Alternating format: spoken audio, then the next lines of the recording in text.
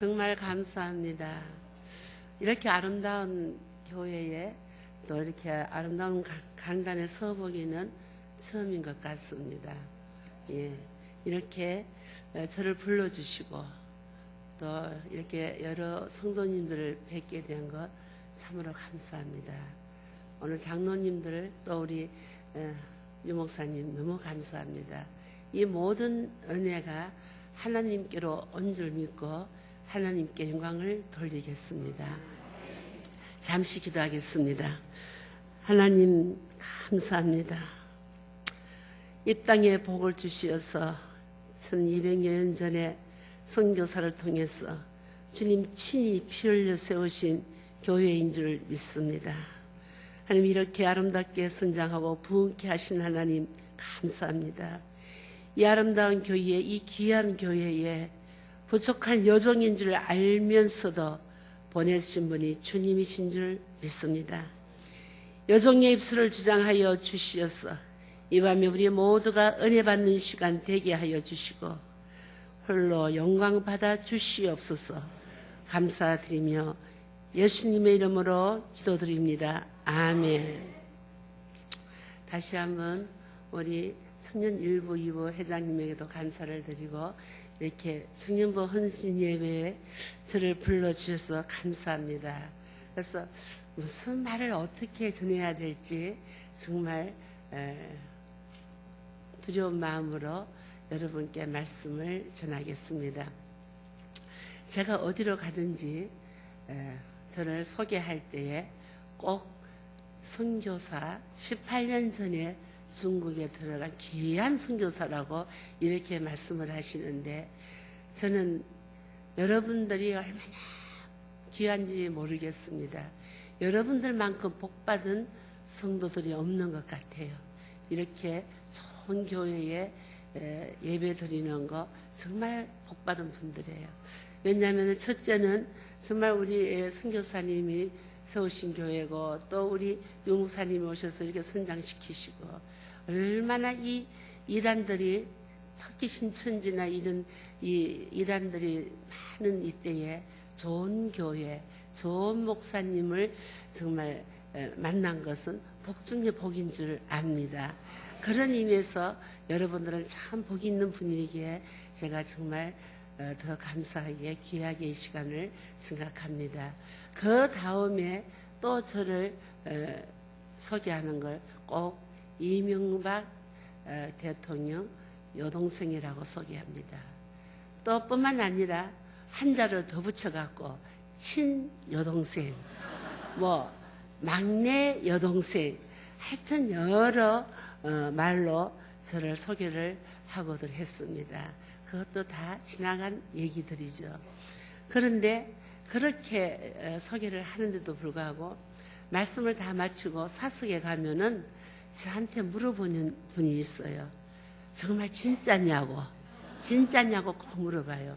그럼 옆에 있는 분이 아이고 그렇다고 정말 맞다고 얘기하면은 또 이렇게 빤히 쳐다보면서 그러면은 이명박 장로님 누나냐고 또 물어보대요. 사실 이 두 가지 질문이 별로 유쾌하지 않더라고요. 왜냐하면은 저는 이렇게 오남매인데 우리 친정 형제가 첫째가 언니고 둘째도 오빠고 셋째도 오빠고 넷째 오빠가 이명박 장로님이고 제가 분명히 막내인 다섯째입니다. 근데 저도 여잔데 누나냐 그러면 기분이 좋겠어요. 예, 정말 기분이 안 좋더라고요. 예, 그런데 그래도 눈치는 빨라가지고 위로하느라고 저보고 이렇게 얘기합니다. 아이고 그래도 인물은 훨 낫다 이럽니다. 예, 저는 그 말을 믿고 싶어요. 저도 여잔데 이쁘다면은 안 좋겠어요, 그죠?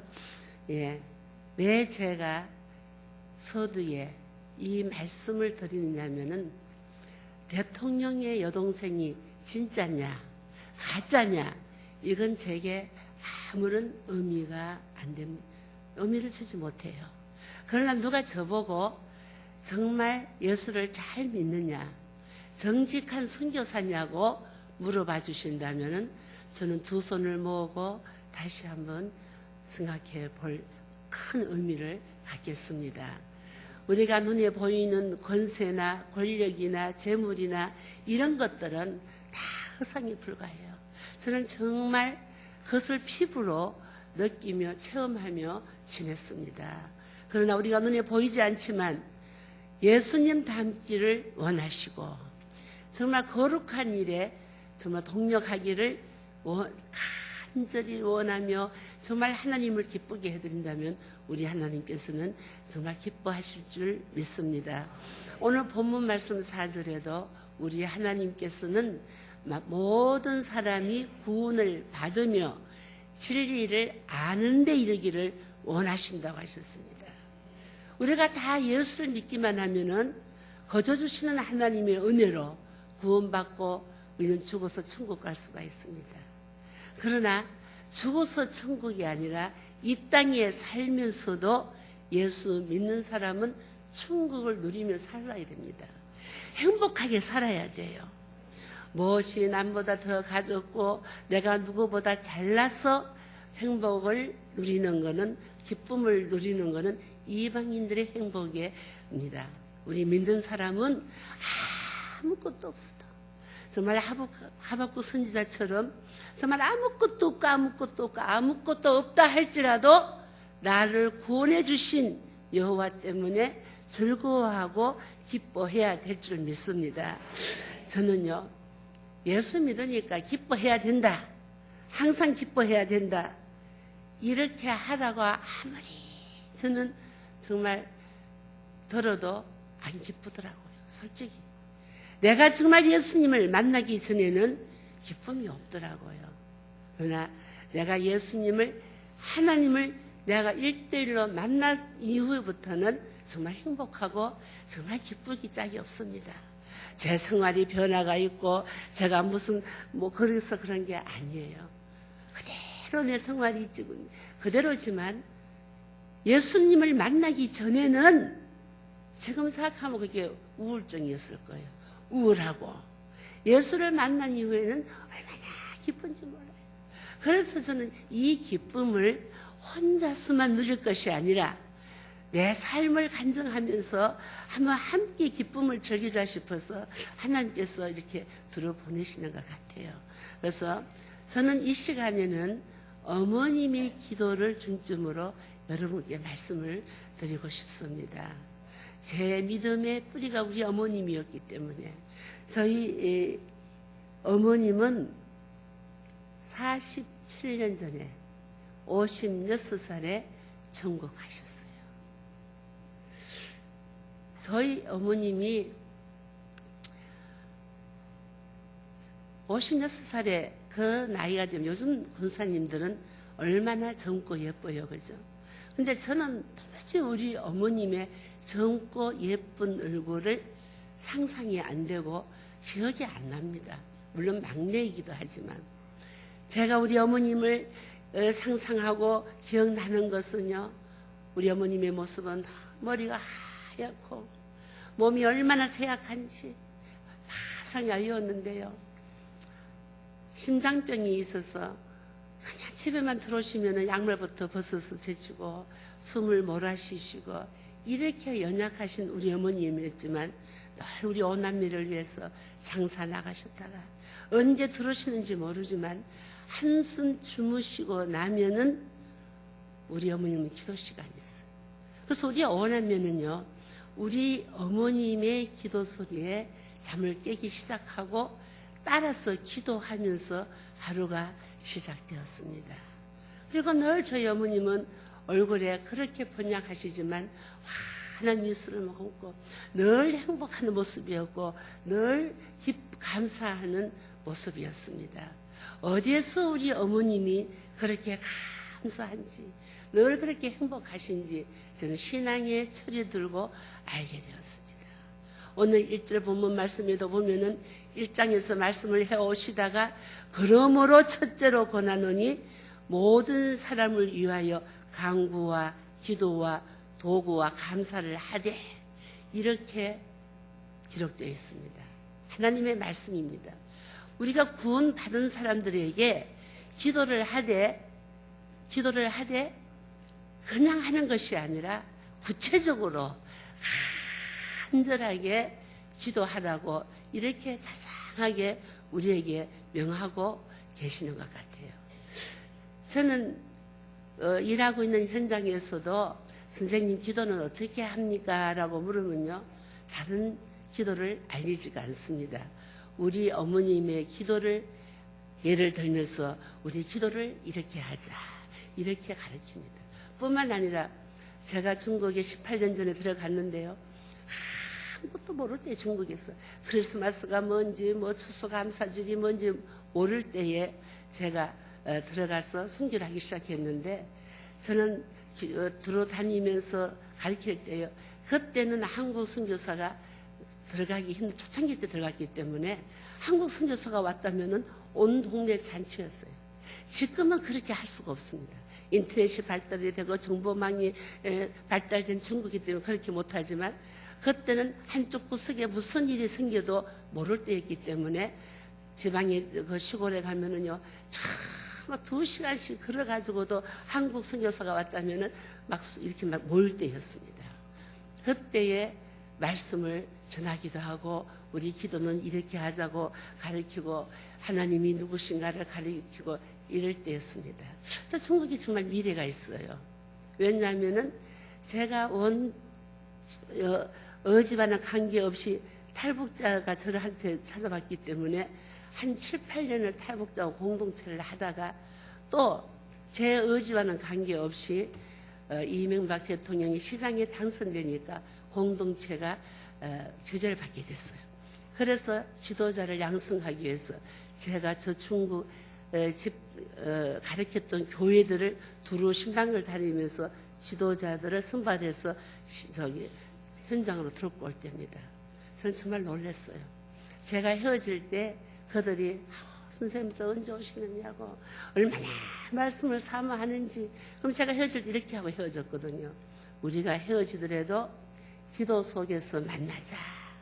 그렇게 약속을 하고 헤어졌는데 저녁 8시가 되면은 우리 기도 속에서 만나자고 헤어졌는데, 사실 저는 그 약속을 해놓고도 지키지 못할 때가 참 많았습니다.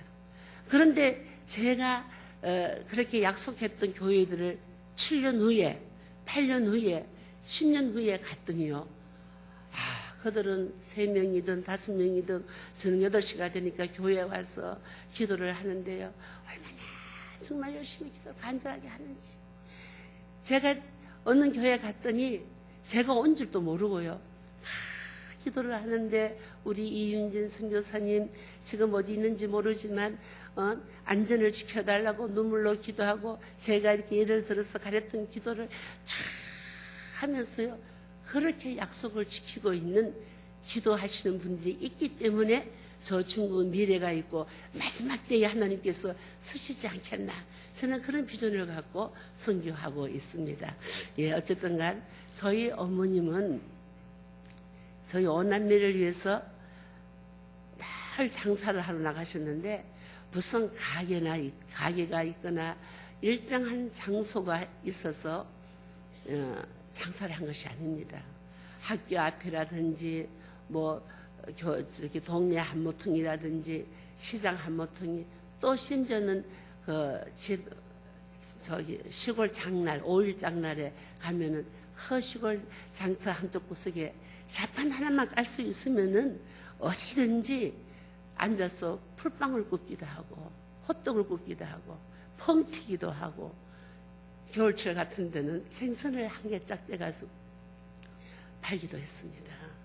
그래도 밥을 제대로 먹을 수가 없으니까, 뭐 그 당시는 우리나라가 다 가난할 때였지만 특히 우리 집은 더 가난했던 것 같아요. 그러니까 한여름에는 오빠들 셋이서, 지금 뭐 고등학교 다니고 중학교 다니고 이럴 때요, 생각하면은 오빠들보다 더 큰 얼음 상자를 만들어 가지고, 그 당시에는 알스게키라는 얼음 과자가 있었어요. 그 얼음 과자를 가득 채우고는 포항 해수욕장을 막 누비면서 알스게키 그러면서 팔러 다니더라고요. 그런데 셋째 오빠는 이명박 장로님은 그때 중학교 들어갔을 때인데 얼마나 수줍고 소심한 학생이었는지 그 알스케키란 말을 부끄러워서 못해갖고 형들이 야식야기 그러면은 뒤에서 나도 이러면서 쫓아다니더라고요. 뿐만 아니라 겨울철에도 펑튀기를 하면은 우리 어머님은 이상하게 펑튀기를 할 때는 꼭 여자 중고등학교 교문 앞에다가 그 펑튀기를 시키더라고요. 아마 자녀들이 잘 사 먹었던 것 같아요. 그러니까 이 겨울철에도 밀집을 푹 뒤집어 쓰고 펑튀기를 하면은 지나가는 사람 말 안 해도 아이고 쟤는 맹박이다 이럴 정도로 부끄러워가지고 밀짚 모자를 푹 뒤집어 쓰고 펑튀기를 하면요 언제 봤는지 우리 어머님이 머리를 콱 뒤박으면서 야 이놈아 네가 도둑질하는 것도 아니고 사기치는 것도 아닌데 열심히 사는데 뭘 부끄러워하느냐 그러면서 밀짚 모자를 휙 던지면서 야단치는 걸 봤습니다. 어쨌든 간 그렇게 고생을 해도 밥을 먹을 수 없으니까 또 저녁에는요 극장 앞에 작은 수레에다가 수박을 몇 덩어리 놓고 과일을 놓고 팔 때가 있어요. 가끔 가다가 주인이 분주하다고 내쫓을 때가 있는데 저는 그날이 가장 신나고 행복한 날이었습니다. 왜냐하면은 급하게 쫓겨나느라고 그만 수박이 한두 개 굴러 떨어질 때가 있어요. 그럼 그게 쪼개지지 않습니까? 우리 어머님은 그게 참 예스가 아까워하는데 저는 얼마나 기쁜지 몰랐어요. 그래야지만 먹어볼 수 있고 또 파란 껍질은 벗겨내고 하얀 부분은 채를 썰어서 나물을 맛있게 먹어볼 수가 있으니까 어린 저는요 가끔 가다가 오늘은 안 쫓겨나나 그것만 기다릴 때도 있었습니다.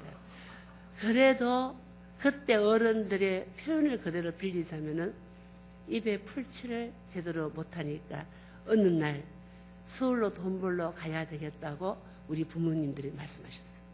그때 이미 첫째 언니는 결혼해서 저 구룡포에서 사시고 큰오빠 둘째 오빠는 일찍이 가정교사 하면서 공부를 하겠다고 서울로 올라간 뒤인데 이명박 장로님이 고등학교 1학년이고 제가 중학교 1학년 때쯤 제대로 생각해도 제가 너무 어릴 때는 몸이 약해가지고 들쑥날쑥 해갖고 여하튼 중학교 1학년 때쯤 됐을 거예요.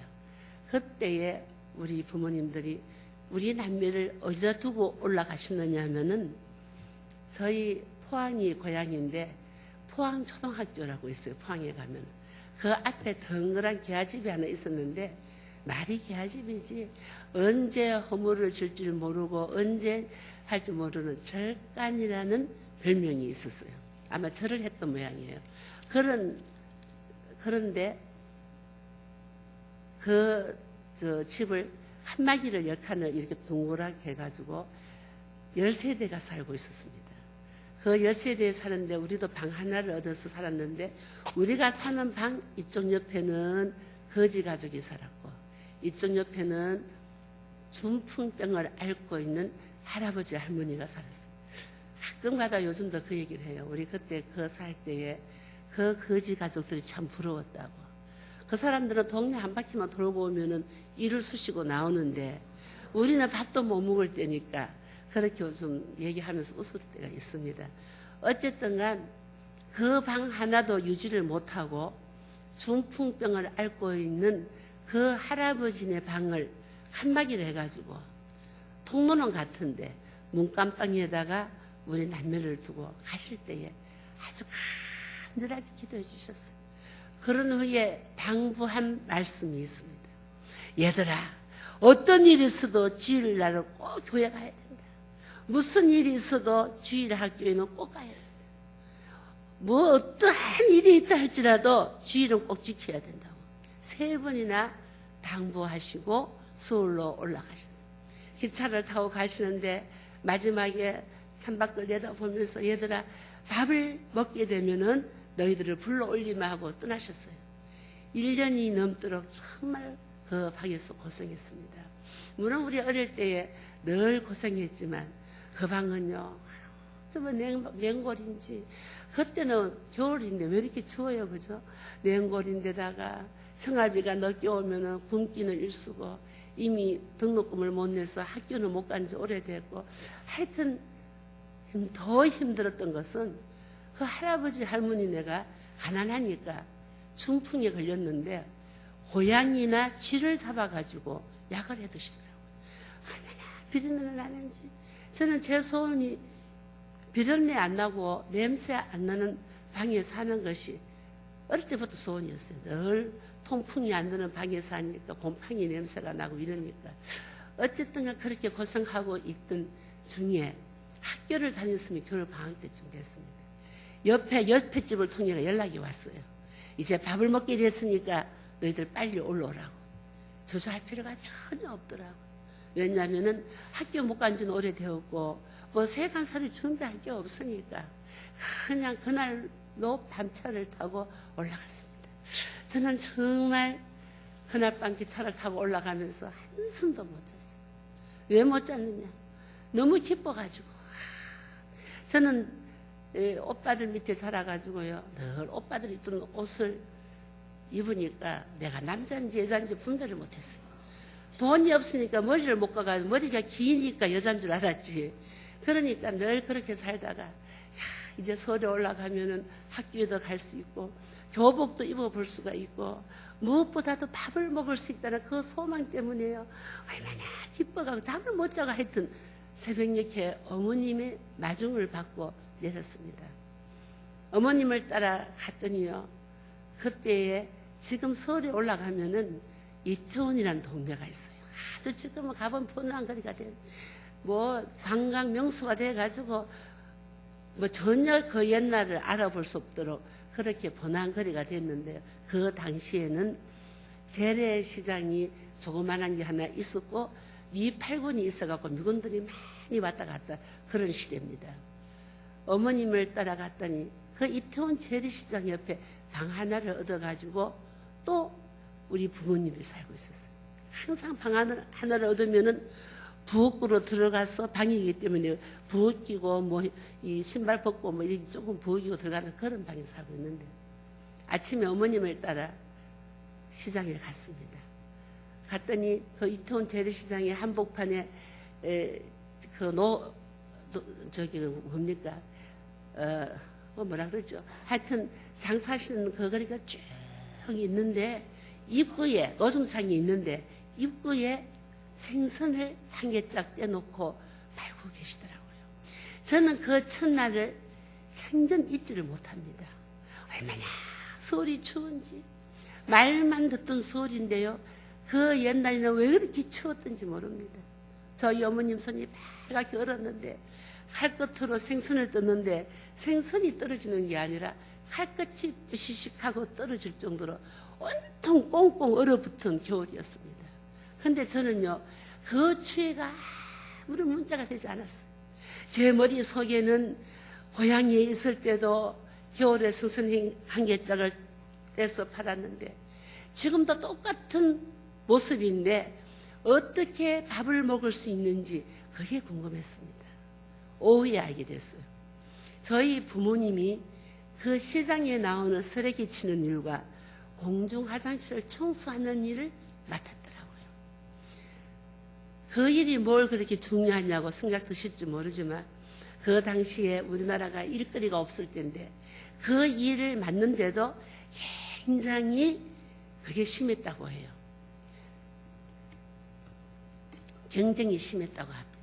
그런데 왜 어떻게 해서 우리 어머님이 아무도 모르는 서울에 와서 그 일을 맡게 되었는지 우리 어머님한테 들었습니다.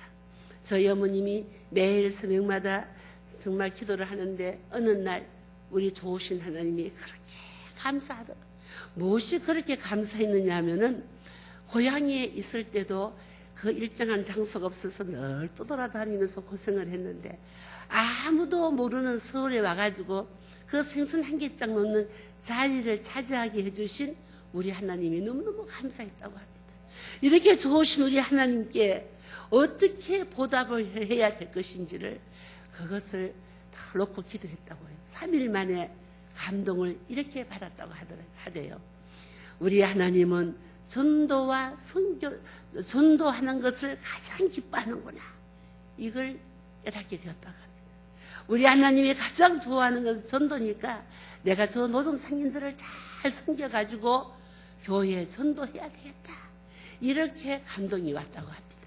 그래서 그날부터 일찍 시장에 가가지고 생선 한 개짜리 오전에 다 팔리든지 오후에 팔리든지 상관하지 아니하고 끝까지 남아가지고, 남들은 해가 지면 집에 가기 바쁜데요, 끝까지 남아가지고 그 노점상을 깨끗이 청소하고 정리하고 들어갔다고 합니다.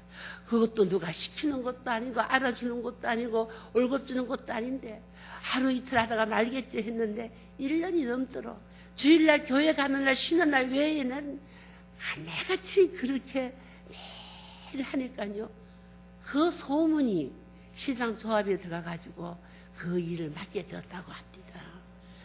그래서 그 다음날부터요, 우리 오빠하고 아버지하고는 쓰레기 치는 일이 시작되었고, 우리 어머니는 공중 화장실 청소를 하고, 저는 집에서 밥을 짓다가 가만히 생각하니까 밥을 먹게 돼서 올라오라 했는지, 일손이 모자라갖고 올라오라 했는지 손이 딱 맞더라고요. 중요한 것은 저로서는요, 밥을 그날부터 먹게 되었습니다. 그런데 이명박 장로님은 밥 먹는 것으로 만족하지 못한지 오후에는 또 다른 노동판에 가서 일을 하더라고요. 그때가 학교를 다녔으면은 고등학교 2학년쯤 됐습니다. 밤에 잠을 자다가 불이 켜져 있어서 제가 눈을 떠봤더니 우리 오빠가 공부를 하고 있는데 이런 모습이었습니다. 책상 다리하고 본인 다리하고 끈으로 딱 묶어놨어요. 언제 책은 또 구입했는지 그 피곤한 몸으로 밤이 늦도록 공부를 하고 있더라고요. 이명박 장로님뿐 아니라 우리 형제들은 정말 최선을 다해서 열심히 살았어요. 다들 어릴 때 못 먹어가지고 기관지가 좀 약하고 폐가 좀 약하고, 그럼에도 불구하고 정말 열심히 살았어요. 그렇게 살 수 있었던 것은 본인들의 의지도 있었지만 우리 어머님의 가르침이 있었습니다. 저희 어머님은요, 우리가 좀 힘들어하면은 얘들아 아무 염려하지 마. 열심히 땀을 흘리고 최선을 다해서 다 살며 노력하면은 결과는 하나님께서 책임져 주신단다. 아무 염려하지 말거라. 이렇게 일러주었어요.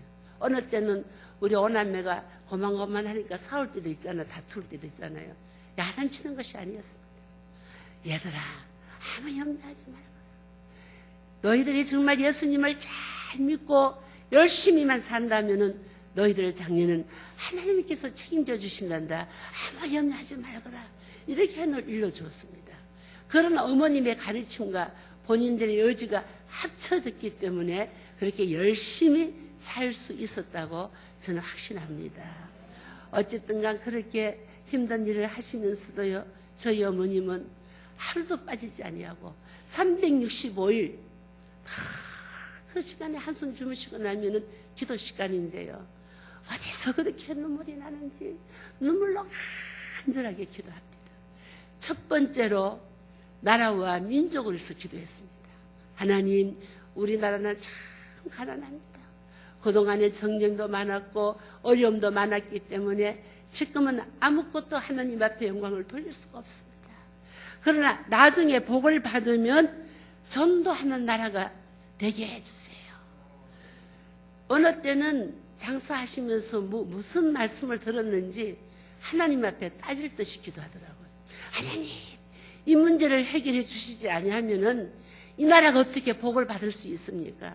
이 문제가 해결돼야지만 복을 받고 전도하는 나라가 되지 않겠습니까? 그러면서 대통령의 이름을 부르면서 우리 대통령에게 죄와 명철을 주셔서 이 문제는 꼭 해결할 수 있도록 하나님께서 도와달라고 얼마나 눈물로 간절히 기도하시는지 저는요, 어릴 때 정말 이해를 못했습니다.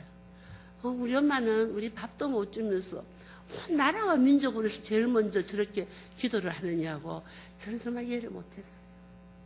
두 번째로 교회를 위해서 기도했습니다. 교회를 위해서 기도할 때는 담임 목사님 기도를 어찌 그렇게 길게 하고 오래 하는지 저는 그 어릴 때 제가 참 불만이 많았어요. 왜냐하면요, 마지막에 우리 오남매를 기도할 때 첫 번째부터 이름을 부르면서 구체적으로 기도하다가 네 번째 이명박 장로님일 때는 이름을 부를 때도 있고 안 부를 때도 있는데 제 이름은 한 번도 불러준 적이 없어요. 그러니까 목사님 기도만 좀 짧게 하면은 제 이름을 불러줄 것 같아갖고 제가 한 번은 물어봤어요. 엄마, 왜 목사님 기도는 그렇게 하느냐고, 오래 하느냐고. 그랬더니 얘야, 한 교회를 섬기는 담임 목사님의 가정이 행복해야지만 성도들의 가정이 행복해진단다. 이렇게 일러주었습니다. 그러면서 우리 목사님에게 건강을 주시고 성령 충만함을 주시고 말씀의 능을 주시고 사모님에게는 평강을 주시고 여기까지는 조금 제가 어제도 이해를 했어요. 이해를 정말 못했던 거는요. 그때요 우리 목사님한테 자제분이 3분 있었어요. 근데 제 이름은 안 불러도요. 그 목사님 애들 3명은 이름을 또박 부르면서 형통하게 해달라고 기도할 때는 정말 이해를 못했습니다. 그런데요 제가 2년 전에 LA에 집회를 갔는데 수백 명이 모였는데 거기에 그 아드님 2분이 오셨어요. 장로가 되고 집사가 돼서 왔습니다. 얼마나 반가운지. 그래서 제가 물어봤어요. 어떻게 목사가 안 됐냐 했더니 우리 아버지가 너무 가난해가지고 세상에 성미가 들어오잖아요. 그죠? 성미가 들어오면 오늘은 밥 좀 먹겠구나 싶으면 어느 사이에 교인들한테 다 나눠줘 버리고 한 톨도 없어서 또 굶고 그래서 목사가 안 되겠다고 이를 악물고 좀 다짐을 해갖고 장로가 됐다고 저한테 얘기를 하는데 우리 그 목사님 참 훌륭하신 목사님이었어요. 그래서 참 대접도 잘 받고 선교비도 주시고 이래서 참 감사했습니다. 어쨌든 간 얼마 안 되는 장로님들 직장과 생업을 위해서 구역장들 또 병등 성도들 저희 어머님이 어떻게 그렇게 교회 일을 잘하는지 구석구석 그렇게 기도로 눈물로 간절하게 하셨어요. 3번째로 동리를 위해서 기도했습니다. 동리를 위해서 기도하는데요. 제가 조금 다니던 중고등학교 교장 선생님이고 국회의원이었고 제가 알기로는 참 잘 살았어요.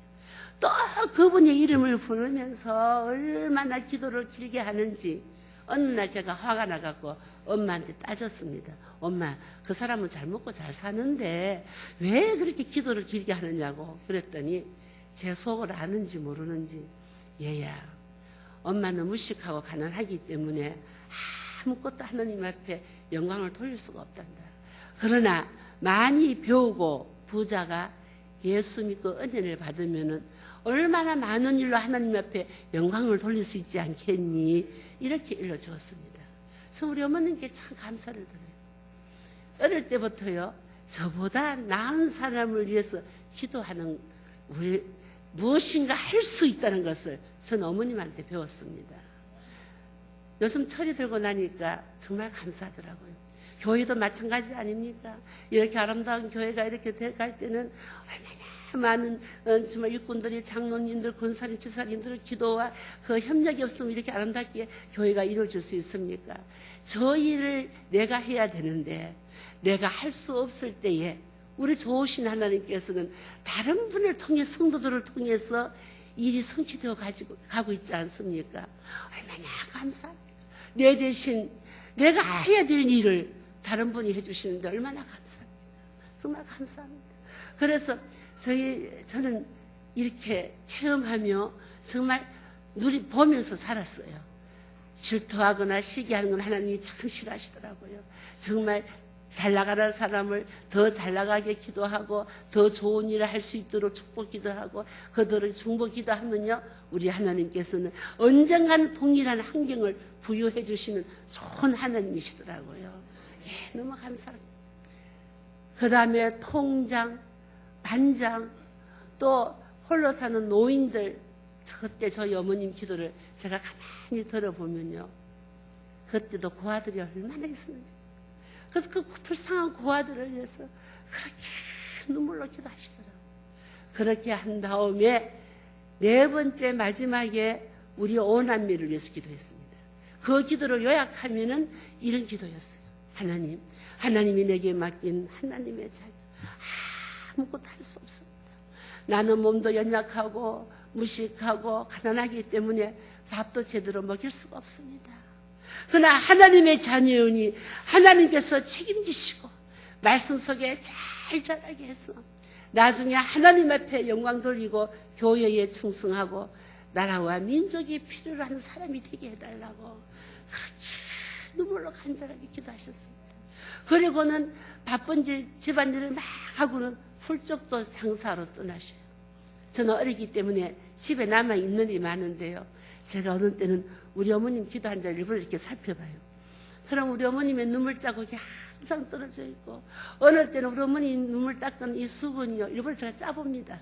짜보면은 물이 떨어질 정도로 그렇게 눈물로 간절하게 기도하셨어요. 그 기도가 하나도 땅에 떨어지지 않고 다 하늘에 상달되어 열매가 맺혀져 있기 때문에 저는 오늘도 그 열매를 따먹고 이 자리에 선 줄 믿습니다.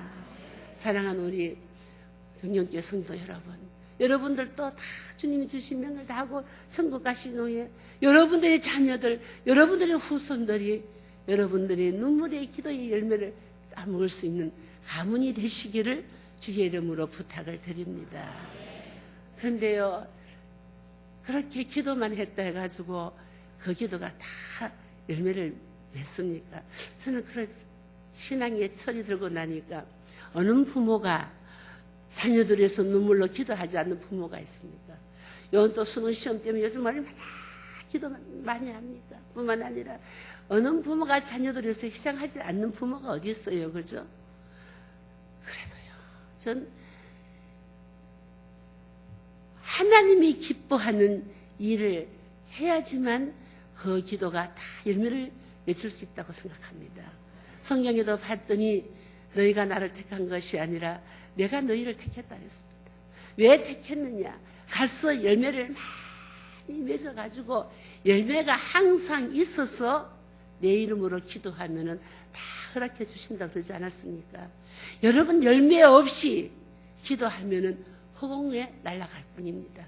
성령의 9가지 열매, 그런 정말 성령 충만한 인격을 갖추고 늘 정말 봉사의 열매, 전도의 열매, 기도의 열매, 사랑의 열매를 주렁주렁 맺고 많은 열매가 있어갖고 하나님 앞에 간절히 기도하면요, 우리 하나님께서는 다 응답해 주시는 좋으신 하나님인 줄 저는 믿어요.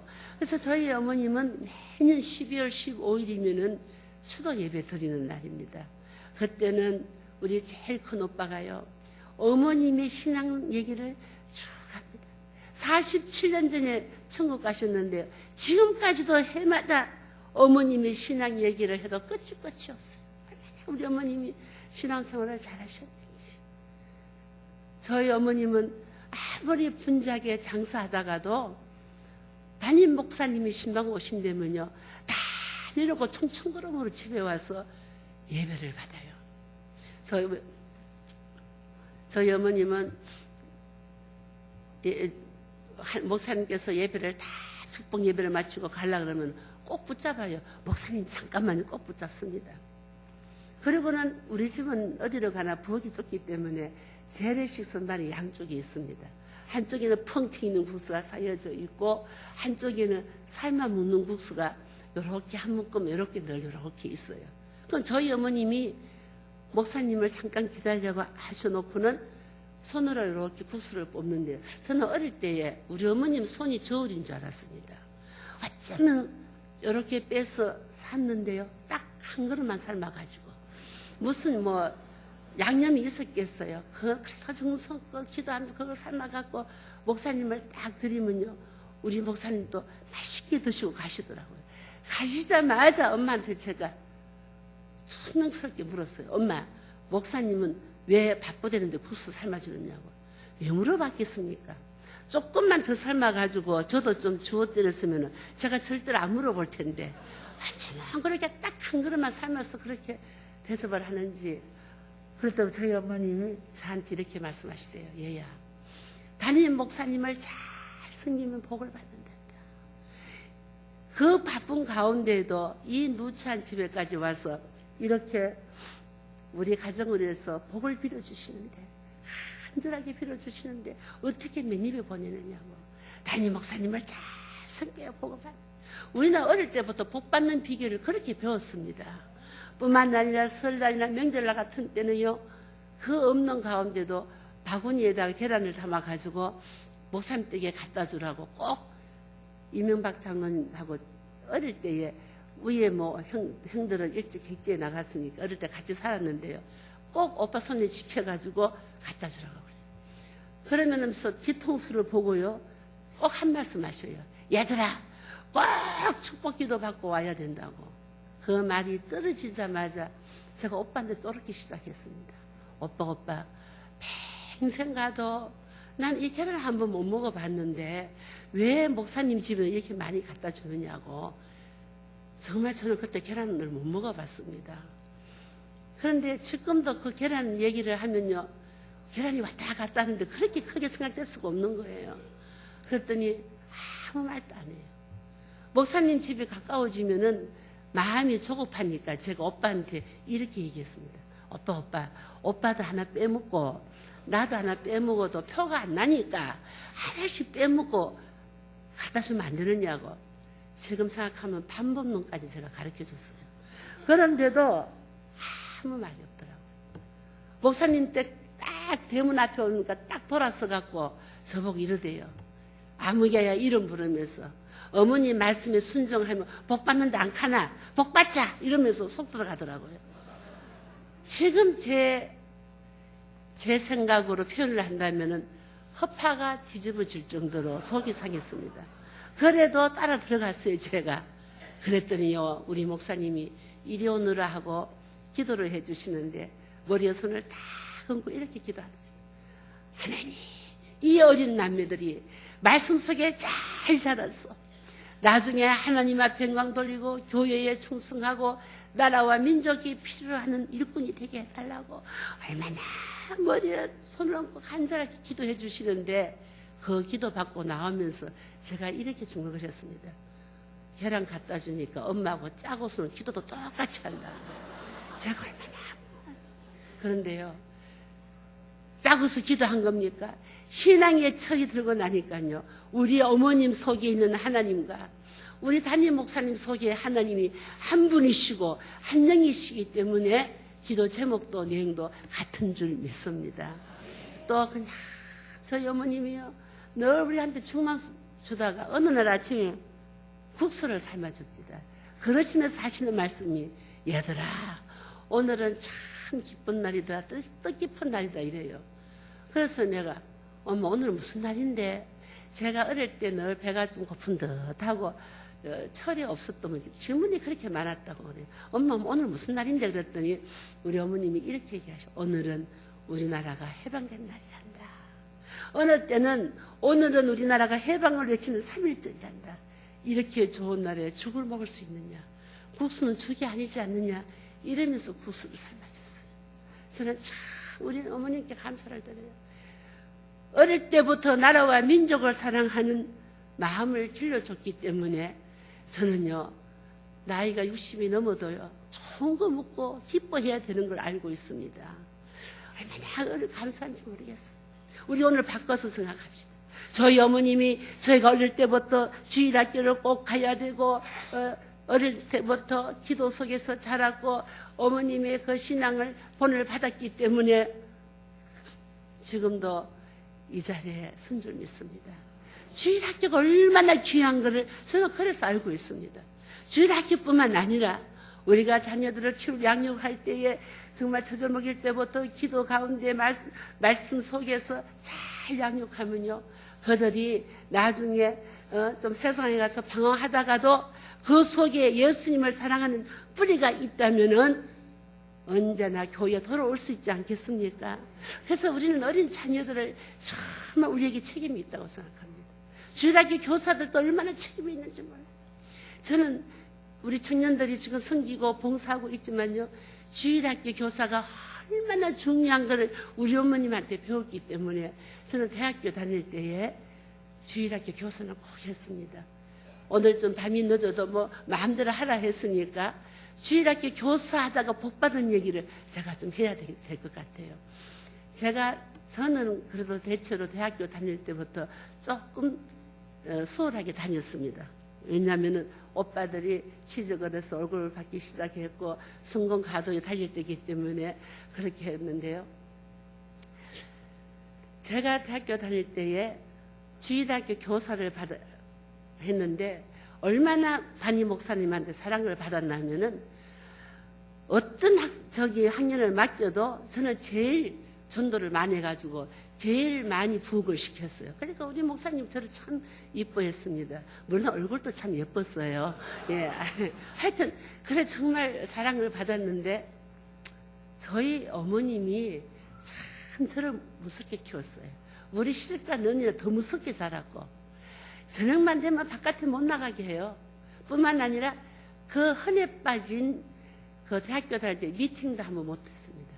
저녁을 먹으면은 집에 있어야 되고 친구 집에 가서 공부 같이 하는 걸 보면은 되게 부러웠습니다. 그리고 제일 제가 우리 어머님한테 불만이 뭐였느냐 하면요. 손님들이 오면은 인사를 시키면은 꼭 우리 셋째 오빠 이명박 장로님을 우리 막내 아들입니다 하고 인사를 시키지 저는 인사도 안 시켜요. 그러니까 저는 존재도 없는 겁니다. 그래서 하루는 하도 분해가지고 아버지한테 따졌어요. 아빠 날 주스 갖고 왔느냐고. 엄마가 왜 저렇게 무섭게 하느냐 그랬더니 우리 아버지가 너를 사랑하기 때문에 그렇다래요. 옛날 어머니들은요. 딸을 귀엽게 오냐 키우면은 시집가서 참고 못 산다고 그렇게 무섭게 키웠다고 합니다. 그 덕분에 잘 참고 살았습니다. 제가. 예. 어쨌든 간 그런데 저희 어머님이 제가 대학교 3학년 때 천국을 가셨어요.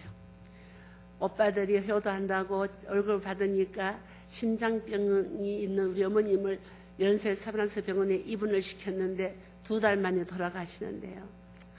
진짜 저는 그때 그 마지막 그날을 잊지 못합니다. 그날따라 얼마나 찬양을 부르는지. 저희 어머님 좋아하는 찬양이요. 내 평생 소원 이것뿐 주의 일하다가 이 찬송하고 이 몸의 소망 무예인가 이 찬송을 그렇게 좋아했습니다. 그날따라 또 부르고 또 부르고 또 부르니까 옆에 있던 환자가 나보고 시끄럽다고 조용히 하라 그러더라고요.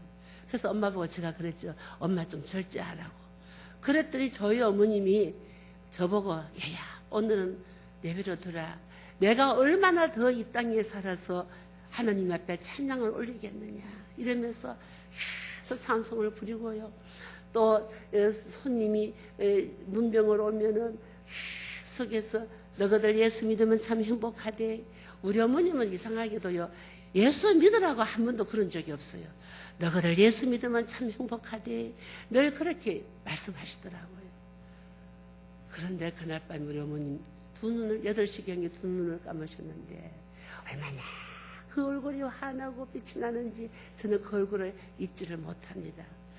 그렇게 대학교 3학년 때 그 무서운 어머님이 천국 가시고 나니까 우리 여고 동창들이 와가지고 딴 데는 저를 절대로 수학여행도 안 보내주니까 언니가 사는 구룡포로 여름방학 때 놀러 간다고 우리 아버지한테 허락을 받으러 왔습니다. 우리 아버지가 저를 위로한다시고 보냈어요. 그런데 그곳에서 지금 남편을 만났습니다. 여러분 아무리 무섭게 키워도 아무 소용없어요. 예, 그렇게 키우다가는요 딸 요즘 시집 못 보내겠더라고요. 어쨌든 간 집에 돌아와서 오빠들하고 아버지한테 얘기했습니다. 나 이만저만해서 이렇게 좋은 사람을 만났다. 반대하기 시작합니다. 절대로 안 된다는 거예요. 10가지 반대 중에 한 가지가 예수 안 믿는다는 것이었습니다. 근데 그렇게 무섭게 키워놨더니요. 저는 손만 잡으면 시집을 가야 되는 줄 알고 손을 잡았으니까 저는 가야 된다고 주장을 했는데 집에서는 반대했습니다. 그런데 저는 그때 남편 되는 분 보고 예수만 믿으면은 결혼하겠다 또 약속을 해버렸네. 그랬더니 어느 날 세례증을 딱 해군 중위 때 세례증을 딱 받아갖고 와서는 나 세례 받았다고 왔는데 거기에 제가 감동을 받았습니다. 저는요 최근에 알았습니다.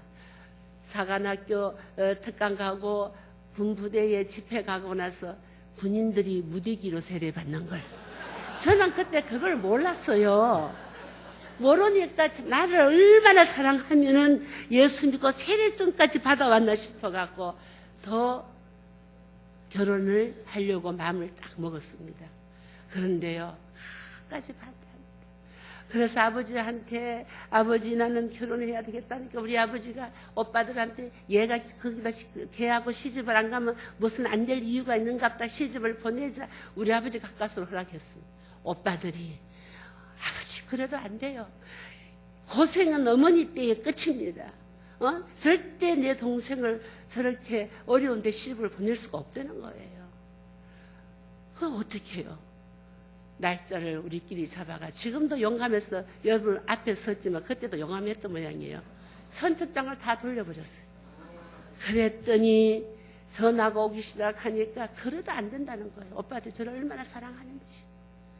그래서 우리 목사님한테 제가 상담을 했습니다.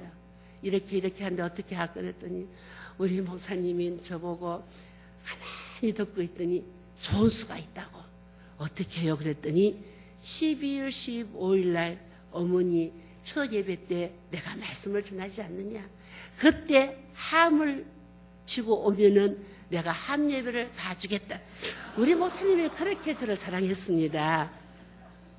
그래가지고 저는요 그 약속을 믿고 15일 날 아침 일찍 오빠들이 외국 갔다 오면은 뭐 선물하고 이런 걸 다 갖고 용돈 주는 거 저 정말 알뜰했어요. 그걸 다 모은 걸 가지고 나왔더니 우리 결혼할 우리 남편이요 얼마나 가난했으면은 대학교 은사인 학장님한테 가서 10만 원을 뭐 얻어왔는지 빌려왔는지 그거 갖고 나보고 결혼 준비하라 하대요.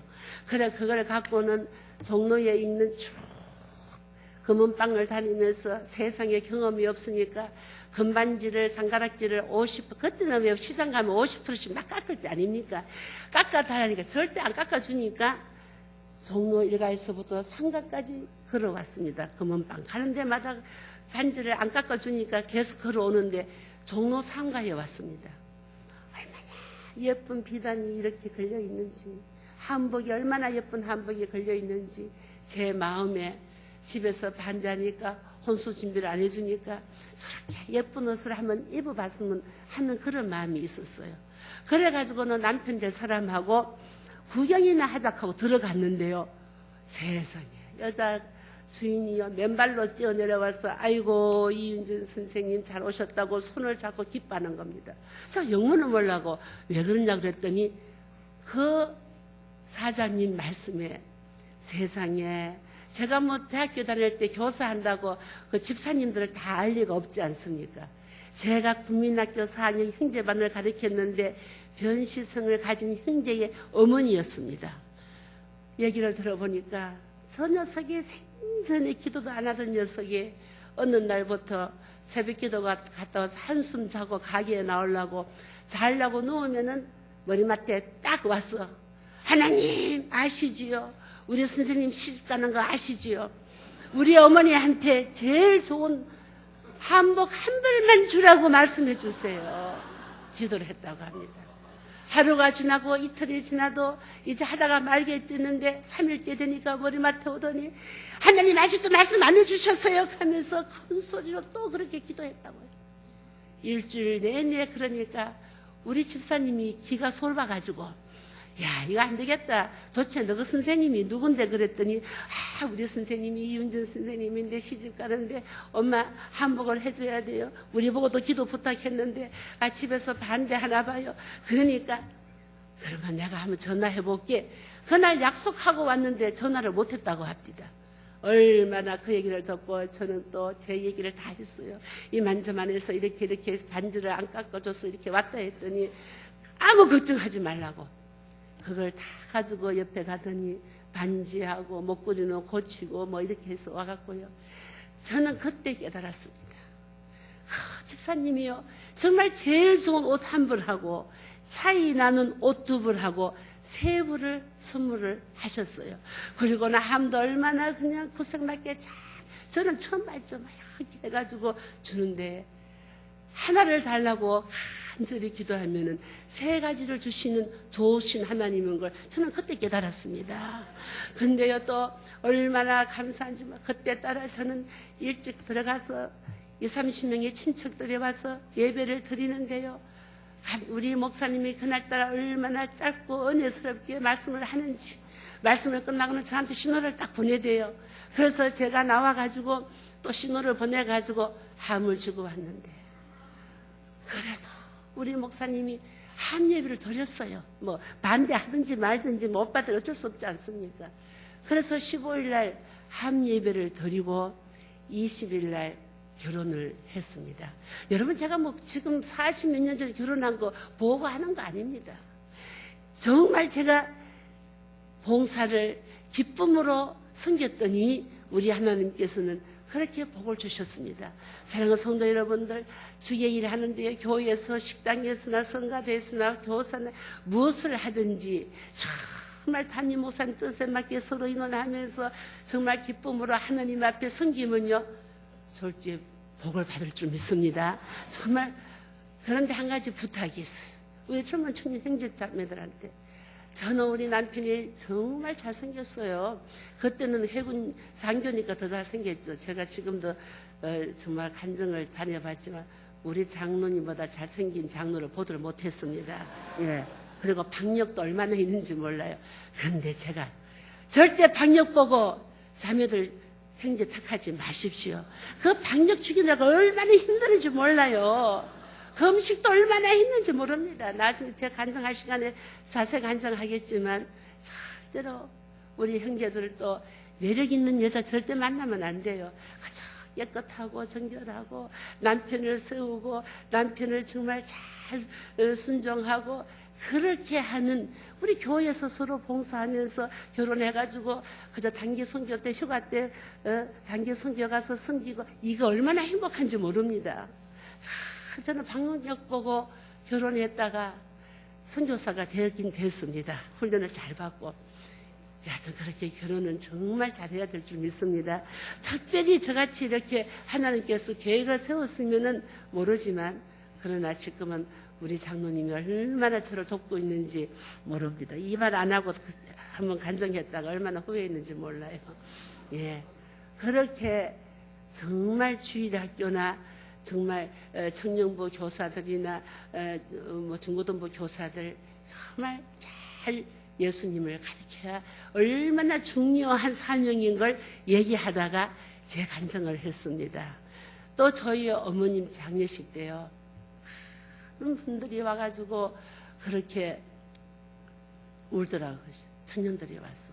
그런데 그 몇 안 되는 청년들이 얼마나 더 슬프게 우는지 저희 오빠들이 물어보대요. 당신네들이 누구냐고 물어봤더니, 저희는 신학생들인데 신학기가 되면 조금이라도 보태라고 최집사님의 돈을 지켜주시고, 등록금에 조금이라도 도움이 되라고 손에 돈을 지켜주시고, 늘 우리를 위해서 중보 기도하시는 좋은 집사님이었다라면서 그렇게 울시더라고요. 저희 어머님이 무슨 그렇게 뭐 돈이 많아서 도와드렸겠어요. 참 우리 어머님 이런 분이었습니다. 장사할 때 때가 되면 남들은 도시락을 먹고 빵을 사 먹어도 우리 어머님은 돈 전략하려고 허리끈을 졸라매고 남한테 배고픈 걸 표내지 않으려고 물을 꿀떡꿀떡 냉수를 삼키면서 그렇게 알뜰하고 정말 경쟁입니다. 그런 어머님인데도요, 남을 도와줄 때가 되면은 기쁘게 도와드리고 그렇게 섬겼던 것 같아요. 뭐 돈이 많아서 많이 도와드렸겠습니까? 풀빵을 꼽든지 뭐 생선을 팔든지 푼돈이라도 현찰로 들어오니까 늘 이렇게 앞치마에 돈이 있으니까 아마 신학교 되고 신학생이 오면은 그걸 이렇게 해서 손에 지켜주는지 모르겠어요. 저는 그때 우리 어머님이 그 얘기를 듣고는 저도 정말 신학생들이 있으면은 그저 제가 닦는 대로 손에 책값도 드리고 이러면서 교회에서 신앙생활을 했습니다. 우리가 뭐 돈 많다고 남을 도와주는 거 아니더라고요. 아무리 없어도 우리 속에 예수의 사랑이 있다면은, 예수의 영이 있다면 얼마든지 남을 도울 수 있다는 것을 우리 어머님한테 배웠습니다. 우리 어머님이 그 선한 일을 다 하려면 끝이 없어요. 그런 선한 행위와 그런 정말 하나님 앞에 기쁨을 주는 삶을 살았기 때문에 우리 어머님의 눈물의 기도가 하나도 땅에 떨어지지 않고 다 열매가 맺힌 줄 믿습니다. 또 저희 어머님은 늘 감사하고 늘 행복해하니까 가까운 친척이나 친구들이 농담적으로 엄마한테 물어보더라고요. 아이고 자네는 애들 밥도 제대로 못 주면서 뭘 그렇게 감사하고 행복하냐고. 이러면 저희 어머님 이렇게 대답하더라고요. 아이고 내가 왜 염려하느냐고. 우리 오남이한테 예수 잘 믿게 하고 열심히 살고 최선을 다해서 노력하면은 우리 하나님께서 책임질 텐데 내가 왜 염려하느냐고. 너희들 예수 믿으면 참 행복하대. 아무 염려 안 된대. 이게 우리 어머님의 증거였습니다. 우리 어머님이 그런 삶을 보고요. 가까운 친구도 교회에 나오고 가까운 친구들도 교회에 나왔습니다. 우리 가까운 친척 중에는 오빠뻘이 있는데요. 그 사모님이 무당이었습니다. 그런데 우리 어머님의 삶을 보고 예수 믿었어요. 그리고 우리 오빠는 목사가 돼가지고 평생을 그렇게 잘 숨기다가 천국 가셨는데요. 우리 언니는 90이 넘었는데요. 지금도 주의 정오를 위해서 그렇게 중보 기도하고 있습니다. 그러니까 그 자녀들이 얼마나 복을 받았느냐 하면 각각 섬기는 교회에 담임 목사님 1등 후원자들이 다 되어 있어요. 저는 참 그렇게 주의 담임 목사님을 잘 섬기고 주의 종도를 잘 섬기는 후손들이 복 받는 것을 저는 보고 제가 직접 체험하고 정말 깨달으면서 지금까지 살아왔습니다. 여러분들 정말 하나님이 기뻐하는 일을 하시면요. 하나님께서 기쁨을 주시는 거예요. 하나님께서 기쁨을 주시죠. 예수 믿으니까 기뻐해야 된다. 항상 기뻐해야 된다. 성경 말씀을 아무리 읽어도 억지로 어떻게 기뻐합니까? 그건 아니지 않습니까? 정말 우리 어머님처럼 예수를 진짜로 믿기만 하면요. 그렇게 행복할 수밖에 없더라고요. 어디까지 예수 믿는 사람을 기뻐해야 되느냐? 제가 현장에 있었던 얘기를 한 가지만 예를 들겠습니다. 제가 18년 전에 중국에 들어갈 때요. 제가 왜 선교사가 됐느냐 하면은 30대에 여전도에 회장하면서 정말 잘 섬겼어요. 정말 제 나름대로 최선을 다해서 우리 담임 목사님과 뜻을 같이 해서 섬겼습니다. 그런데 너무 갑작스러운 남편의 사업에 실패하고 또 믿음에 뿌리가 없고 그러니까 저를 참 힘들게 한 적이 있었어요. 그러니까 제가 그만 병에 걸렸습니다. 다 죽을 병에 걸렸어요. 그러니까 권사님들이 제 뒤에서 그저 눈물을 거성거리면 나중에 하는 얘기입니다. 아유, 저 아까운 저 30대에 저렇게 교회를 잘 숨기는 집사님이 죽어서 어떡하냐. 하여튼 온 교회가 다 저를 위해서 기도할 때입니다. 그런데 어느 날 저녁 예배 때 우리 교회 200여 명의 교인들이 보는 앞에서 저는 치유를 받았습니다. 그렇게 치유를 받았기 때문에 자상한 건 나중에 가서 제 간증할 때 하겠습니다. 너무 감사해가지고 이 우리 하나님 앞에 어떻게 보답을 10,000번째1이라도 보답을 해야 되겠는데 그거 하나님의 가장 기뻐하는 일이 무엇인가를 알기 위해서 저는 성경을 그때서 읽기 시작했습니다. 또 읽고 66권을 한 번 읽고 2번 읽고 3번째 읽을 때입니다. 신약에 와서 이런 예수님을 저는 정말 만났어요. 예수님 당시에 온 회당을 두루다니시면서 가르치시고 치유하시고 정말 전파하시는 예수님을 제가 만났기 때문에 저는 너무 기뻤어요. 예수님을 닮아야 되겠다. 하나님 어떻게 하면 예수님을 닮을 수 있습니까? 밤 12시에 작전 기도를 하고 참 얼마나 기뻤는지 모릅니다. 예수님을 더 구체적으로 알기 위해서 신학교로 가야 되겠다 싶어서 46살에 제가 다 그 어려운 걸 내려놓고 순종하고 들어갔습니다. 저는 그때 뭐 통합측이 뭔지 합동측이 뭔지 모를 때입니다. 우리 교회 담임 목사님이 합동측이니까 저는 그냥 최다실 목사님이 너는 신학을 해야 된다. 그래서 내가 미국 갔다 오면은 네가 신학 공부해서 네가 나를 좀 도와달라 이랬는데 금방 미국에서 돌아가셨어요. 그러니까 우리 담임 목사님이 신학교 갈 필요 없다고 잘 섬기면 된다 그래갖고 제가 또 순정하느라고 했는데 우리 목사님이 40일 새벽기도 작전기도 하더니 나를 부르더니 학교로 가야 되겠다. 그런데 순봉교회 가지 말고 송신을 가라는 거예요. 순종하는 대로 갔습니다. 3년 동안 저는 얼마나 정말 공부했는지 모릅니다. 어려우니 집안이 좀 어려우니까 장학금을 못 받으면 학교 못 다니고 노동 장학금이라도 탔어라도 공부를 3년 동안 하나님 은혜로 합격할 때도 하나님 은혜로 합격했지만 졸업하고 내 발로 하나님이 가장 기뻐하는 것이 선교사인 줄 알고 제가 들어갔습니다. 하나님 앞에 순종하고 하나님이 가장 기뻐하는 일을 하기 위해서 졸업하자마자 뛰어 들어갔습니다. 저는 뭐 파송 예배가 뭔지 후원이 뭔지 모르고 들어갔어요. 그때 당시만 해도 중국이 물가가 싸고 그러니까 얼마든지 할 수가 있었습니다. 그런데요, 말씀드렸지만 지금도 마찬가지지만 저 북한의 20대 전후의 청년들이 앉아서 굶어 죽거나 뭐 가다가 잡혀서 사형당하거나 죽는 거는 맨 마찬가지인데 운이 좋아가지고 중국 땅에 가면은 한국 선교사를 만나든지 교회를 가면은 먹을 수 있다는 그 하나 때문에 막 넘어올 때입니다.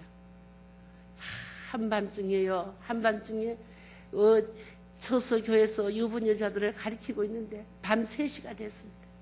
문을 막 두들기는 거예요. 그랬더니 갑자기 처소정 집사님이 선생님 모른 척해요. 가만히 불 꺼요 이러는 겁니다. 왜 그러냐 그랬더니 탈북자입니다. 탈북자. 저는 그때 탈북자라는 이름을 처음 들었습니다. 탈북자가 뭔데 제가 물어봤어요. 그랬더니 저 북한에서 밥을 못 먹어서 넘어오는 사람들인데 탈북자를 받아들이면은 교회 문을 닫아야 됩니다. 지금 선생님이 가르치는 것도 이것도 비밀이에요. 우리가 배우고 있는데 탈북자까지 오면 우리는 큰일 납니다. 저는 그때 너무 놀랐습니다. 탈북자가 북한에서 배가 고파서 넘어왔다는 얘기를 듣는 순간에 저는 마음이 막 감동이 뚝 올라왔습니다. 저는 그때 깨달았어요. 우리가 기도하는 만큼 사랑한다는 것을, 우리가 기도하는 만큼 사랑한다는 것을 그때 깨달았습니다. 사실은 제가 중국 선교사는요, 단계 선교 갔다가 은혜를 받아갖고 또 하나님이 섭리지만 그냥 갔습니다. 기도 아무도 중국으로 기도 안 하고 갔어요. 그런데요, 저 북한을 위해서는 얼마나 기도했습니다. 우리 어머님이 눈물로 기도할 때에 철없을 때 따라서 기도하고, 우리 어머님이 우니까 저도 울고 기도했고, 철이 들고 버트는 또 저 북한을 위해서 기도했는데, 북한동 탈북자라 그러니까 꽃 친형제를 만난 것처럼 너무 좋았던 거예요. 내가 책임질 테니까 문 열어라. 얼마나 단호하게 소리를 쳤는지 처소장이 문을 열었습니다. 그랬더니 한 청년이 왔습니다. 그래서 그 청년 때문에 그 다음날 아파트를 하나 얻어가지고 공동체가 시작되었습니다. 한 달 만에 어떻게 알았는지 20여 명 탈북자 형제 자매들이 모였는데요. 하나님께서는 제게 탈북자를 보낼 때 전부 공부한 대학 출신, 고등학교 출신, 또 군인, 장교 이런 지식인들만 보내주었습니다. 그래서 지금 한국에 나와서 목사가 4분이나 됐어요. 자매들은 장신을 가고 형제들은 총신을 가서 4분이나 목사가 됐어요. 어쨌든 간 그래서 공동체를 하는데요. 생활비가 떨어지면은 제가 한국에 나왔을 때입니다. 그래서 한국에 나왔을 때 공안이 쳐들어왔어요. 그 문을 따고 봤더니 형제 자매들이 얼마나 많은지 다 체포해가지 못하고 한 형제가 대표로 끌려갔습니다. 그때 당시에 탈북자들은요, 짐승 취급도 못합니다. 그래도 하나님의 도우심이 있어서 다 끌고 가지 아니하고 현관문을 못을 받고 못 나오게 하고 한 형제만 대표로 끌고 시공안으로 끌고 왔습니다. 우리나라를 따지면 경찰서입니다. 오자마자 구둣발질로 차기 시작하고 혁대로 내리치기 시작하면서 너희들을 도와주고 먹여주는 사람이 누구냐고, 한국 선교사면 본명을 대라고 그렇게 고문을 하는데요. 우리 형제가 말하자고 입을 딱 다물고 있으니까 화가 난 공안이 아랫배를 얼마나 찼으면은 피를 토했다고 합니다. 피를 토하면서 우리 선생님 이름을 알릴 수가 없습니다. 왜 못 알리느냐? 우리를 행복하게 사는 삶을 가르쳐 주신 고마우신 우리 선생님의 이름을 어떻게 알릴 수가 있습니까? 말하기 싫으면 하지 말라고 정기 고문을 하기 시작했다. 그 정기 고문을 당하면서 그 고통 속에서도 예수 믿으십시오. 예수 믿으면 참 행복합니다. 예수 믿고 구원 받으세요. 이렇게 전거가 했다고 합니다. 이 광경을 누가 봤느냐 하면요, 지금 러시아에 파송받아간 이아무개 선교사님 일행 7명과 총신 신대원 3학년 전도사님 2분 9명이 30분 전에 끌려와가지고 그 광경을 다 봤다고. 밤새껏 중보 기도하고 그 다음날 눈을 가려운 채 인천공항으로 추방당해 왔습니다. 저희 집에 와가지고 저한테 알려준 얘기입니다. 지금은 다 중앙아시아로 우리 집에서 1년이 넘도록 거치하다가 갔어요. 그런데요, 저는 그 이야기를 듣고 갈 수도 없고 올 수도 없고, 저는 하나님 앞에 어떻게 해야 됩니까? 하나님 이럴 때 제가 어떻게 해야 됩니까? 금식을 하기 시작했습니다. 금식 열흘째, 그날 또 주일이었습니다. 우리 장로님하고 교회 예배를 드리고 나오는데 전화가 한 통 와서 받았습니다. 우리 형제였습니다. 어머니 접니다 이러는데요, 저는 무슨 말을 어떻게 해야 될지 멋쩍어갖고 질문만 했어요. 얘야, 고문당할 때 얼마나 힘들었니? 얼마나 고통받았니? 지금은 어디에 살고 있니? 우리 형제 자매들 어디에 흩어졌니? 어떻게 됐니? 나는 어떻게 해야 되니? 계속 질문만 했더니 가만히 듣고 있던 우리 형제가, 선생님 무슨 말씀을 그렇게 하세요? 저희들을 가르칠 때에 어렵고 고난이 있으면은 십자가를 바라보라고 가르치지 않았습니까? 제가 매를 맞고 고문을 당할 때에 예수님의 십자가를 생각하니까 얼마나 감사했는지 모릅니다. 제가 오라 할 때까지 한국에 계십시오라고는 뚝 전화가 끊겼습니다. 저는 그 전화를 받고요 얼마나 부끄러웠는지 모릅니다. 밤새껏 하나님 앞에 회개했습니다. 하나님, 제가 잘못 생각했습니다. 왜냐하면요, 제가 그들과 함께 7, 8년을 새벽 5시 반에 새벽 기도를 시작해가지고 낮에는 통독을 하고 성경을 가르치고, 그때는 교재를 가져갈 수 없을 때니까 가르치고, 또 9시 반에 기도회가 끝나면은 10시가 되면 다 잠들어요. 그러면은 제가 기도하려면은 기도할 자리가 없는 거예요. 한쪽에는 형제가 자고, 마루에는 성기는 이모들이 자고, 이쪽에는 자매들이 자고, 기도할 자리가 없어갖고 부엌에다 방석을 깔고 기도를 합니다. 카튼을 두꺼운 걸 부엌 창문에다 치고, 안전 문제 때문에 기도하려고 고개를 숙이면은 전 기도가 안 나왔어요. 눈물이 주르주르 쏟아져 있어요. 얼마나 울었는지 몰라요. 하나님, 왜 나를 이곳으로 보내냐? 내 발로 가놓고도 힘드니까 그렇게 제가 하나님 앞에 분풀이 하고 있더라고요. 왜 하나님 저를 이곳으로 보냈느냐고. 어릴 때는 가난해서 배고픈 고생을 시키고, 믿음에 뿌리 없는 남편을 만나가지고 장로가 되기까지 그렇게 금식을 시키고, 이제 살만하고 여유를 누릴 만한데 왜 나를 이곳으로 보냈느냐고. 저는요, 저희가 그렇게 기도하면서도 놀랐어요.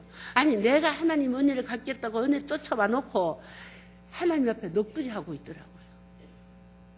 두 가지 때문에 그렇게 힘이 들었습니다. 첫째는 탈북자나 조선족이나 저나 똑같은 대한민국 말을 하는데요, 말이 안 통하는 거예요. 말의 문화가 틀리고 사상이 틀리니까요, 대화가 안 되는 겁니다.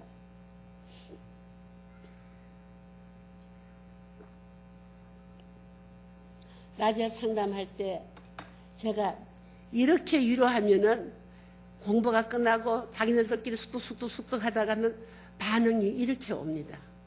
얼마나 제가 왕따 당하는 것 같고, 아무리 그들을 하고 얘기를 해도 저를 이해해 주려 못하더라고요. 마치 자기네들 때문에 내가 먹고 사는 것 같이 그렇게 제가 고독했습니다. 대화가 안 되고요, 말의 문화가 틀리니까 그렇게 고독한 걸 그때 처음 깨달았습니다. 아마 우리 하나님도 그럴 거예요. 그저 달라 그러기만 하고 그냥 하나님 앞에 그냥 이렇게 얼마나 답답하겠어요. 그죠? 두 번째는 아무리 사랑을 해도 변화가 없는 겁니다. 전 정말 그들을 사랑했습니다. 저는 하나님 앞에 만번째라도 은혜를 갚는 것이 그들을 잘 섬기는 건 줄 알았어요.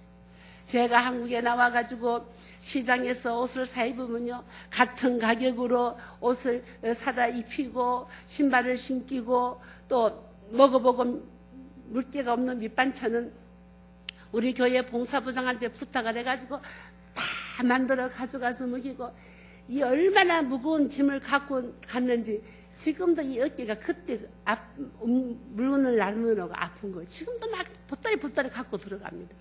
어쨌든간 그렇게 사랑을 하는데도 아무 변화가 없어요.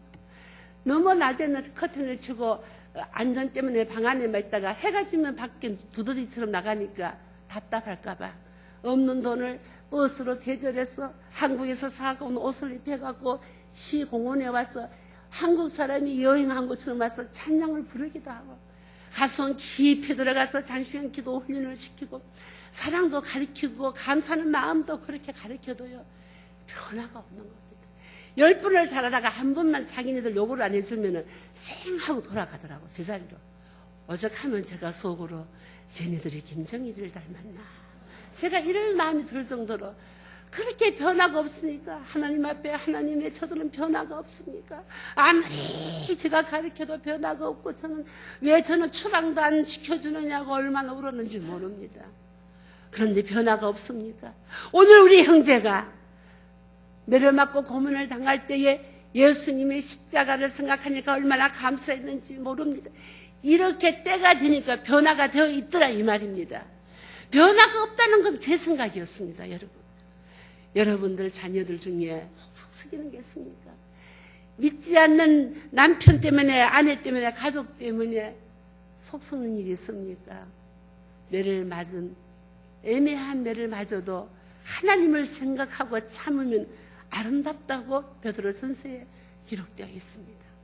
여러분, 어렵고 힘들 때에, 정말 지금 얼마나 힘들 때, 울산에 있는 사람들은 다 잘 산다고 소문이 나 있으니까 전지 모르겠지만, 하여튼 어떠한 힘들고 고통한 일이 있어도 예수님의 십자가를 바라보고 감사하는 마음만 있으면은 여러분들 구원받았습니다. 우리가 예수 믿고 구원받았다는 걸 무엇으로 증거합니까? 너는 예수 믿었다고 구원받았다고 속삭여 줍니까? 그렇다면 다 이단이 이성이 있는 거죠. 정말 이렇게 이단이 날뛰고 신천지가 날뛰고 이런 시대에 이렇게 좋은 교회를 만나고 좋은 목사님 만난 거 복 중에 복인 걸 다시 한번 제가 부럽습니다. 사랑하는 성도 여러분, 어떤 어려움이 있다 할지라도 예수님의 십자가를 생각하고 감사하십시오. 또 우리가 구원받았던 걸 어떻게 합니까? 빌립보 4장에 봤더니 사울발 선생께서 옥중생활 하시면서 그렇게 힘든 옥중생활 속에서도 빌립보 교인들에게 이렇게 말씀하시더라고요. 나와 뜻을 같이 하고 복음을 전하는 자들을 도와라. 그들 이름 성자는 생명책에 기록되어 있다고 했습니다. 사랑하는 성도 여러분, 우리 유 목사님과 뜻을 같이 하고 하나님이 가장 기뻐하는 선교와 전도에 최선을 다한다면은 여러분들 이름 석자는 분명히 생명책에 기록되어 있는 줄 믿습니다. 아무 염려하시지 마시고, 정말 내가 예수 믿고 구원받고 지옥에 갈 수밖에 없는데 그 예수님의 십자가의 보혈로 말미암아 정말 이 땅에 오셔서 피 한 방울 물 한 방울씩 다 쏟으시고 정말 장사한 지 3일 만에 부활하시고 성천하시고 다시 데려올 그 주님이 저와 여러분의 주님인 줄 확신하십니까? 확신하시는 분은 하나님의 사명을 깨달아야 됩니다. 왜 나를 구원시켜줬는지, 왜 지옥에 갈 나를 정말 천국으로 보내주시는지 여러분 얼마나 감사해요. 그러면 그렇게 사랑을 받고 그렇게 예수님을 십자가에 매달리고 모든 고통을 당하게 하고 우리는 뭘 해야 됩니까? 깨달아야 됩니다. 왜 우리를 이 땅에 세우셨어요? 그냥 세우신 게 아닙니다. 만세전부터 품으시고 계획하시고 하나님께서 이 땅에 여러분들을 세우신 것입니다. 왜 세웠어요? 받은 은사도 다르고 모습도 다르고 환경도 다르고 다 다르지만 우리 주님이 지금도 우리에게 말씀하고 계십니다. 내가 이 땅에 선교사로 왔다가 간 것처럼 너희들도 동역자가 되어달라고. 나보다도 더 큰 일을 해달라고 우리 하나님께서는 우리에게 지금 명하고 계십니다. 그 사명을 감당하기 위해서는 나라와 민족이 있어야 됩니다. 말을 빨리 나가겠습니다. 2절 본문 말씀을 봤더니 임금들과 높은 지위에 있는 모든 사람을 위해 기도하라고 했습니다. 저는 3년 전만 해도 집회를 가면은 이렇게 부탁을 했어요. 사랑하는 성도 여러분들, 장로 대통령이 마지막 때까지 주님의 영광을 가리지 않게 기도해 주십시오. 우리 장로님이 정말 마지막까지 하나님 앞에 영광 돌게 해달라고 기도 부탁을 했습니다. 저는 어느 날 밤에 기도하는데 잘못된 기도는 아니지만 기도를 고치라고 합니다. 대통령의 예수를 안 믿는다 할지라도 우리는 기도해야 될 줄 믿습니다. 왜 해야 됩니까?